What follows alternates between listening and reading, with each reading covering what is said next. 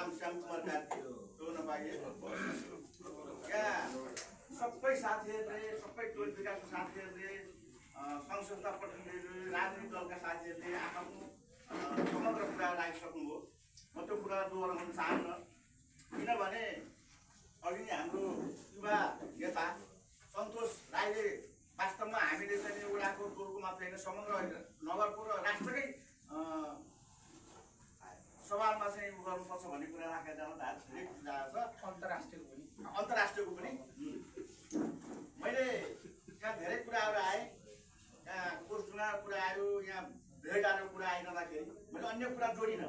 धेरै कुराहरू मैले रिपोर्ट गरेका थिएँ, सबै साथीहरूलाई आएको हुनाले मैले एउटै मात्रै कुरालाई के फोकस गरेँ भने भेडाको कुरा आइरहँदाखेरि मैले चौधन्नी गढी एक नम्बर एउटा ऐतिहासिक, धार्मिक, सांस्कृतिक र पर्यटकीय क्षेत्र भएको ऐतिहासिक ठाउँ जो चौधन्नी गाविस भइरहेको लेखिरहेको गाविस आज चौधन्नी गढी नगरपालिका भएको छ।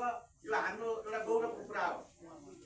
त्यसो भएको हुँदा भेडारको नाम जोडिरहँदाखेरि यो चौधन्नी गढी भेडारभन्दा कम हुनेवाला छैन, त्यस्तो छैन।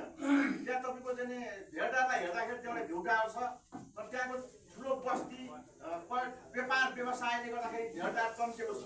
तर आज हाम्रो चौधन्नी गढी यो स्थल, जुन स्थल आज एउटा कार्यको भवन बनिरहँदाखेरि, बजेट परिरहँदाखेरि यहाँ वडा कार्यालयको जनप्रतिनिधिदेखि लिएर यहाँका बौद्धिक साथीहरूलाई धेरै चाहिँ तपाईँको चाहिँ सकस पूर्ण तरिकाले चाहिँ अगाडि बढिरहनु परेको अवस्था र यहाँको विकास हुन नसकिरहेको अवस्था के मानेमा विकास भइरहेको छ भन्ने कुरा तपाईँ हामी जो जति यहाँ भेला भइरहेका छौँ तपाईँहरूलाई कति जानकारी छ मैले अलिकति यो सभामा चाहिँ तपाईँहरू समक्ष राख्न चाहेँ।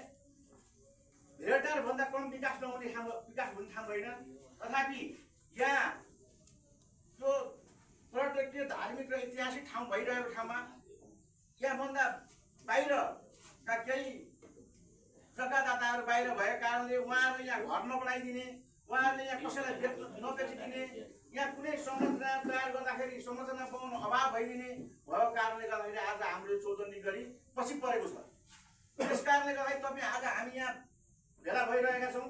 यो वडा कार्यालय भवन विभिन्न फेसबुक सञ्जालमा साथीहरूले देश विदेशबाट हालिराख्नु भएको छ। हाम्रा केही साथीहरूले चाहिँ फेसबुकमा राखेर उ गर्नु भएको छ। यहाँ साकेला नाच गर्ने ठाउँ चाहिँ यहाँ तपाईँको मास्यो भनेको छ र तपाईँ हामीले हेर्दाखेरि पनि यो वडा कार्यालय आवश्यक हो कि होइन र साकेला नाच ठाउँ मासिएको छ कि छैन भन्ने कुरा हामीले विचार गर्नुपर्ने अवस्था छ।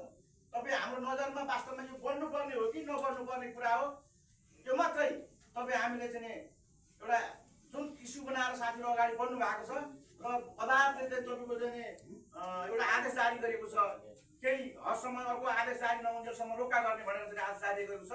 यस मानेमा सबै साथीहरू